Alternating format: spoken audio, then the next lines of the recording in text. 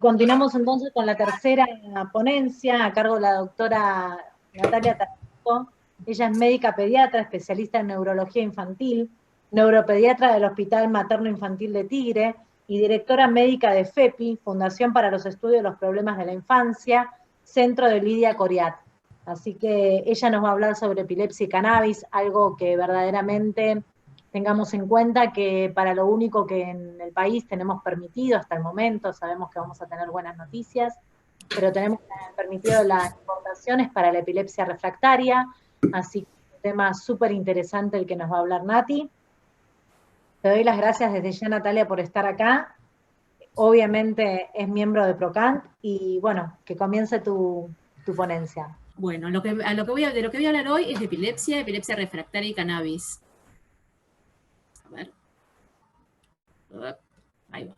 Bueno, entonces, simplemente, bueno, para los que no son especialistas en epileptología y neurología, recordar que una convulsión es una descarga sincrónica excesiva de un grupo de neuronas y que no todas las convulsiones son epilepsia. Eso es algo muy importante de remarcar, que hay muchas convulsiones que se generan por otros motivos y no todas las convulsiones tienen que ver con la epilepsia.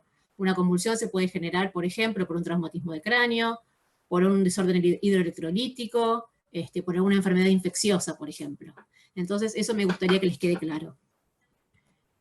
En cuanto a... tengo el mismo problema. En cuanto a la epilepsia, digamos, es una enfermedad crónica del sistema nervioso central que se manifiesta en forma de crisis inesperadas y espontáneas, desencadenadas por una actividad eléctrica excesiva de un grupo de neuronas hiperexcitables.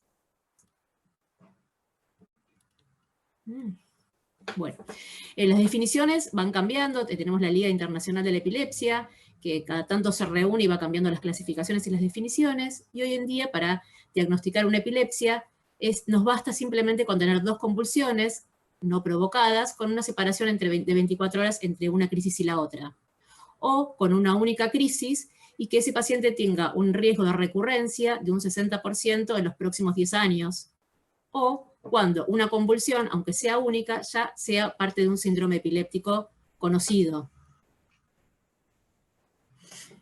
La nueva clasificación también de la Liga de la Epilepsia de 2017 divide a las convulsiones y a las epilepsias en focales, cuando es de una parte del cuerpo, en generalizadas, cuando es de todo el cuerpo, o en desconocidas. ¿A qué lo llamamos desconocidas? En realidad es cuando uno ve a una persona con una convulsión y no puede saber exactamente cómo comenzó, si comenzó focalizada o fue directamente generalizada. Entonces, esas las denominamos desconocidas.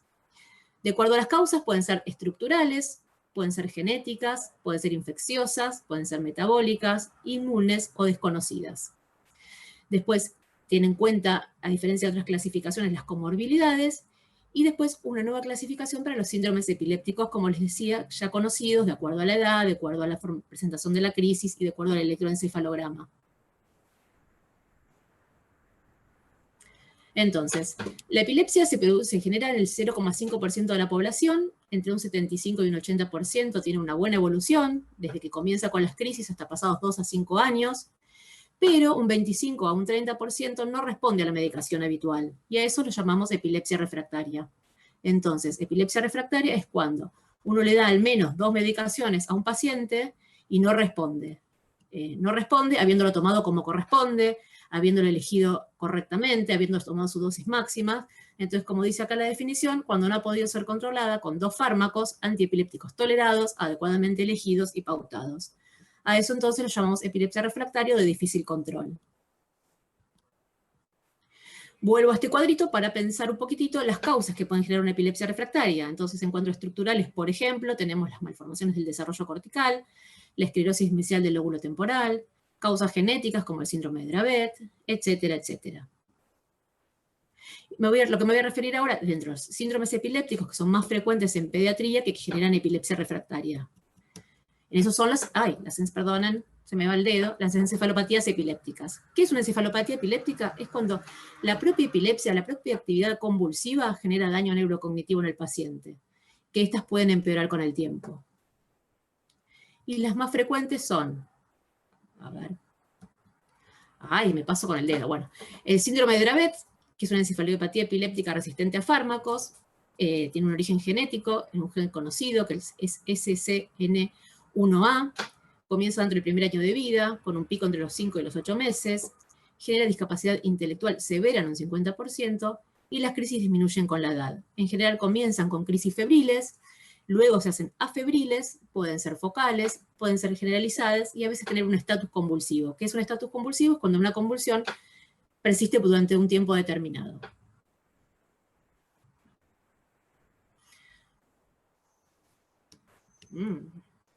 Hoy estoy con el dedo, bueno.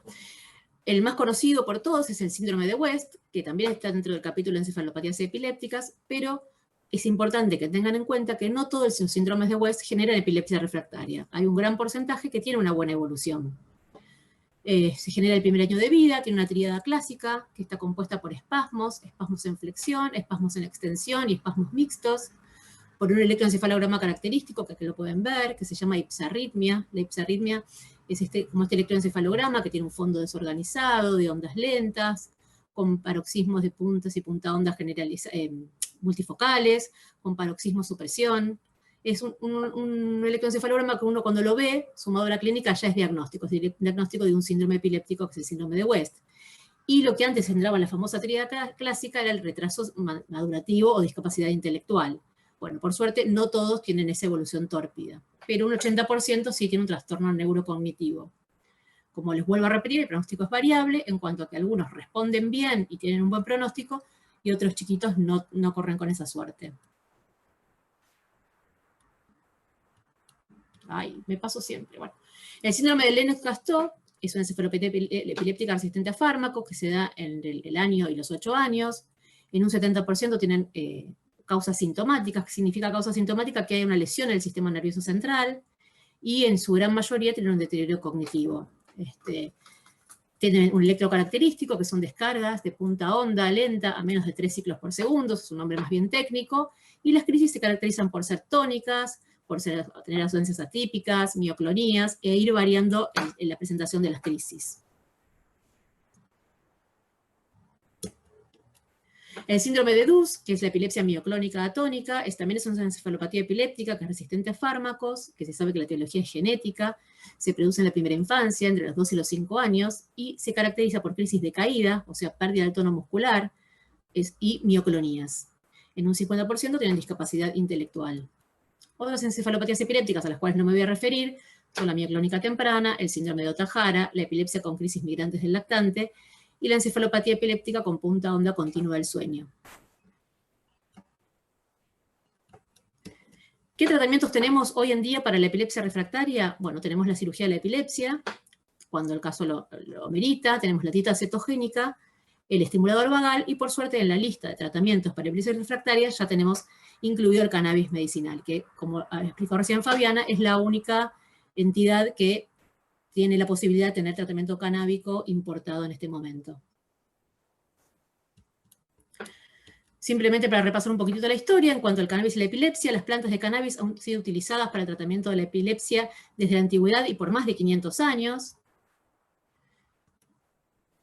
Existen referencias del uso del cannabis para el tratamiento de la epilepsia desde 1800 a.C., en la época de los sumerios, y también en la era victoriana ya lo usaban los neurólogos para el tratamiento de la epilepsia, y comienza a disminuir su uso en 1912, o sea, a principios del siglo pasado, con el uso del fenobarbital y la hidantoína.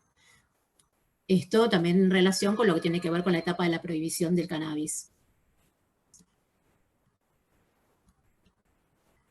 Las causas, digamos, exactamente por qué es un antiepiléptico el cannabis no se sabe aún, pero lo explicó Luis muy bien y sabemos entonces que tiene una transmisión retrógrada, que es el receptor CB1 es inhibitorio, entonces inhibe tanto, tiene la capacidad de inhibir tanto los neurotransmisores excitatorios como los inhibitorios, con lo cual sabemos que inhibiendo a los excitatorios podría ser uno de los mecanismos de acción del cannabis en la epilepsia, estabilizando, ¿no?, la transmisión esta hipersincrónica de las neuronas. Me pasó. Medicina basada en la evidencia, ¿por qué? Porque siempre nuestros colegas piden medicina basada en la evidencia, si bien hace muchos años que tenemos evidencia empírica por la evolución de nuestros pacientes, les quiero presentar toda la evidencia que hay para epilepsia. No les voy a contar toda, pero sí la más importante.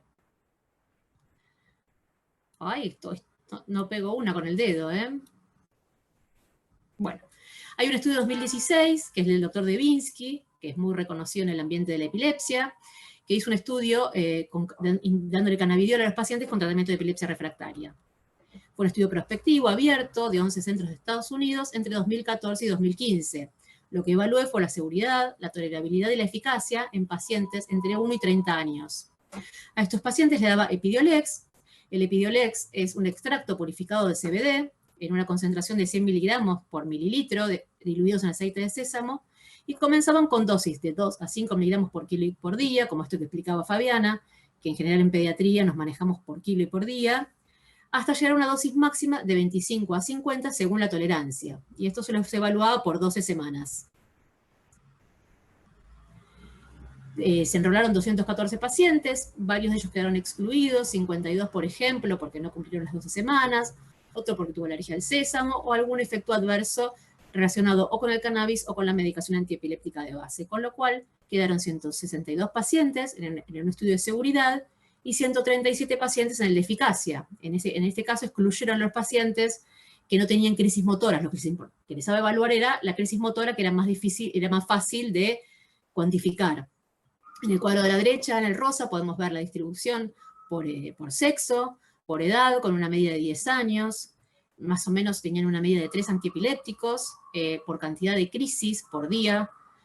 Y después, los tratamientos que tenían estos pacientes en cuanto a epilepsia refractaria, por ejemplo, dieta cetogénica. Y acá disciernen entre los pacientes que tomaban clobazam y valproato. ¿Por qué? Porque tienen una interacción, el cannabis, por ejemplo, con el clobazam, lo que hace es competir con el clobazam y aumenta el nivel en sangre, con lo cual aumentan los efectos adversos de esta medicación. Y en cambio con el ácido valproico lo que hace es aumentar la toxicidad hepática del ácido valproico, con lo cual hay que disminuir las dosis en general de estos dos fármacos antiepilépticos. Y también ahí por la presentación de las crisis. Bueno, acá hace una diferenciación en cuanto a qué síndromes epilépticos tenía cada paciente. Y después, en cuanto a los efectos adversos, lo que observaron fue somnolencia en un 25%, disminución del apetito en un 19%, y diarrea en el otro 19%. Todos los efectos adversos fueron relacionados con la dosis. Bueno, y en este cuadro podemos ver cuando comenzaron con las crisis los pacientes, a las 4 semanas, a las 8 y a las 12, y un año después de estar tomando el cannabidiol. Y se puede ver una reducción significativa de la frecuencia de convulsiones en un 36.5%, y lo que concluyeron es que tenía una seguridad y tolerabilidad aceptables. Bueno, otro estudio que se hizo en 2017, el mismo doctor, de Horin Devinsky, ¿sí?, que estudió a los pacientes con síndrome de Dravet. Exclusivamente enrolaron pacientes con síndrome de Dravet en un estudio doble ciego, controlado versus placebo, que es lo que se requiere en general en la comunidad médica, ¿sí?, que se pueda controlar el cannabis versus un placebo, ¿sí? En 23 centros de Estados Unidos y Europa se enrolaron 120 niños y adultos jóvenes con síndrome de Dravet, fármaco resistente, entre 2 y 18 años. También le administraron Epidiolex, y se comenzó con una dosis de 20 miligramos por kilo y por día, que es una dosis francamente alta. Se hicieron 2 controles de laboratorio a las 2, 4, 8 y 14 semanas, y, bueno, la mediana de edad era parecido al otro estudio, de 9 años, y las frecuencias de convulsiones promedio eran 13 por mes. Acá podemos ver qué fármacos antiepilépticos tomaban, la media era de 3, qué tipos de crisis, y el 95% de los pacientes con síndrome de Dravet tenían discapacidad intelectual. ¿Qué pudieron observar comparándose? Acá ven la barra de los pacientes que recibieron cannabidiol versus placebo, que claramente en un 38.9% disminuyeron las crisis los pacientes con cannabidiol y un 13% el efecto placebo. En cuanto a efectos adversos, observaron más o menos lo mismo: diarrea, fatiga y disminución del apetito en su mayoría. Y los pacientes que recibieron cannabis presentaron una disminución en la cantidad de crisis en comparación con los que recibieron placebo, con lo cual es francamente una medicación efectiva para la epilepsia refractaria. Luego hizo otro estudio, no los voy a bombardear de estudios, pero me parece que son importantes, con pacientes con síndrome de Lennox-Gastaut, hizo en 2018, mismo doctor, Horin Devinsky, otro estudio doble ciego, controlado versus placebo en 30 centros. en un rango de edad de 2 a 55 años tenían los pacientes, que tenían que tener por lo menos 2 o más crisis de caídas por semana con el electroencefalograma característico. ¿Qué se hizo en este trabajo con diferencia al otro? Se hicieron 3 grupos. Uno con cannabis a 20 por kilo, cannabidiol, otro a 10 por kilo y otro con placebo. Lo que querían evaluar acá, aparte de la eficacia y la tolerabilidad, era el tema de la dosis. Como explicó espectacularmente bien Fabiana hace un ratito, sabemos que en cannabis menos es más, sabemos que es la mínima dosis necesaria para los pacientes y a mayor dosis hay mayor efectos adversos, con lo cual eso es lo que quisieron comprobar en este estudio. Me paso, bueno, se enrolaron 255 pacientes, 76 les administraron cannabidiol a 20 por kilo, 73 a 10 por kilo y 76 placebo. En la tabla pueden ver los rangos de edad, que era un promedio de 15 años, por sexo, qué medicaciones tomaban en general estos pacientes, qué otros tratamientos para epilepsia refractaria tenían, como por ejemplo estimulador del nervio vago, cita cetogénica, y después los dividieron por los que tenían crisis de caídas y los que no tenían crisis de caídas.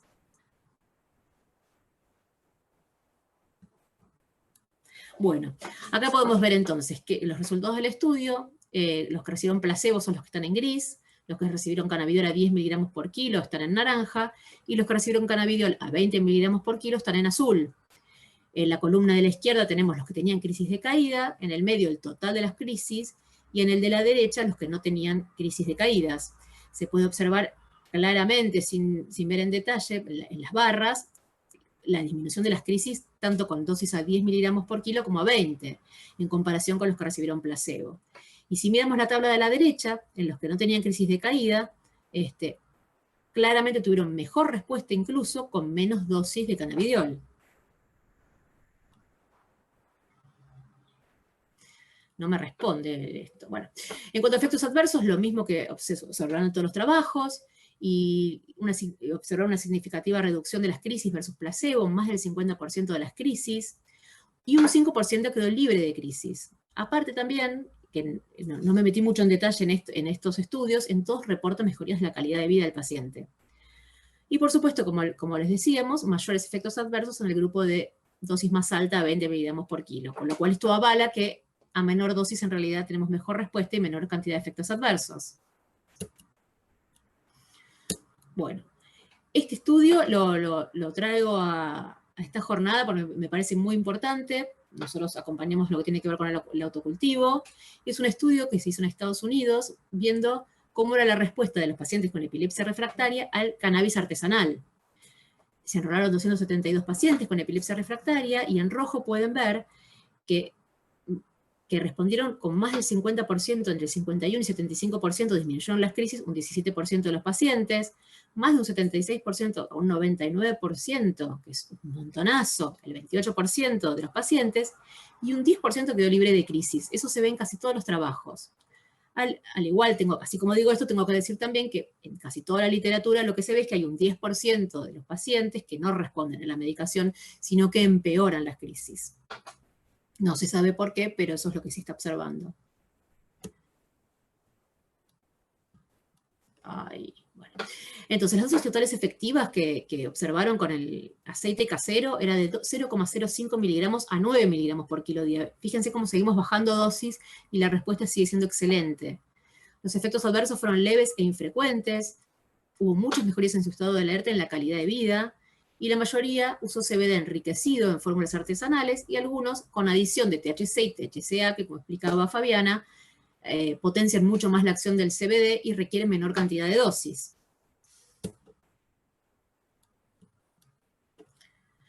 No me voy a meter en todos los estudios, pero hay un montón de estudios en procesos con diferentes patologías, como esclerosis tuberosa, como síndrome de Aicardi, y un montón de síndromes genéticos se están estudiando con todos prácticamente los mismos resultados. Y por último, les quería contar un poquitito el estudio que está haciendo el Garrahan, para que vean que también tenemos estudios a nivel local, que son los que nos pedían con la ley de cannabis, ¿sí? Y el estudio que se está efectuando en el Garrahan prácticamente tiene los mismos resultados de todo lo que les acabo de contar. Era un estudio que se iba a hacer a 2 años, y ya antes de los 2 años, o sea, la mitad del estudio, me largaron los hallazgos preliminares, digamos, con respecto a efectividad, seguridad y tolerabilidad, ahora hace poquito, en marzo de este año. Entonces, el estudio estaba diseñado, tenemos como un estudio observacional de cohorte y prospectivo, y la idea era un seguimiento por 2 años. La idea era enrolar 100 pacientes, y se les dio un preparado canadiense del laboratorio Afria, que se llama Rideau, que tiene un 95% de CBD, con un ratio, que ya saben de ratios, de 25:1. O sea, tiene 25 partes de THC por una, de CBD, perdón, por una de THC. Se comenzaron con 2 bajitos de acuerdo al peso, menores de 45 kilos se comenzaron con 2 miligramos por kilo y por día, y los mayores de 45 kilos a 5, llegando a una dosis máxima de 45 miligramos por día. Y también la idea era observar calidad de vida, las variables de calidad de vida.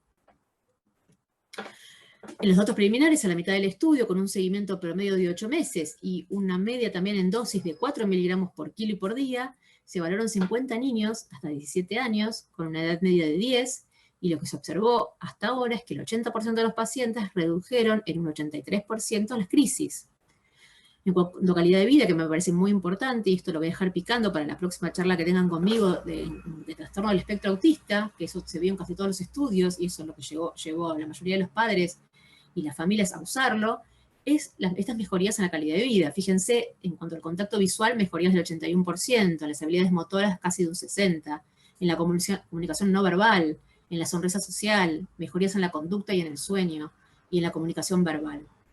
En cuanto a los efectos adversos, fueron de leves a moderados. Y también contarles que es un tema que está en boga en este momento en lo que tiene que ver con la neurología y la epileptología. Esta es una revista súper reconocida en el ambiente, y en enero de este año sacaron todo un volumen de la revista dedicada al cannabis. Y como conclusión, decirles que genera una mejoría de las crisis en 40 o un 45% o más, yo diría más, que es muy importante regular los fármacos antiepilépticos, por supuesto, y quiero aclararlo, nunca tocar la medicación antiepiléptica de entrada, ¿sí? No se toca, esto se va haciendo muy de a poquito, es un trabajo artesanal, va a depender de cada paciente, entonces no tocar la medicación, solamente ver qué pasa cuando el paciente toma clobazam o ácido valproico, por esto que les comentaba, que el clobazam aumenta sus efectos adversos, sobre todo la somnolencia, y puede aumentar la hepatotoxicidad con el ácido valproico. Uno igual lo va evaluando con el laboratorio que uno va pidiendo cada cierta cantidad de tiempo. Y en cuanto a esos efectos adversos, son de leves a moderados y son de dosis dependiente. Así que eso es lo que les quería contar acerca de la epilepsia. Espero no haberos aburridos con tantos trabajos, pero me parece que era muy importante traer toda la evidencia para nuestros colegas. Así que bueno, muchas gracias a todos.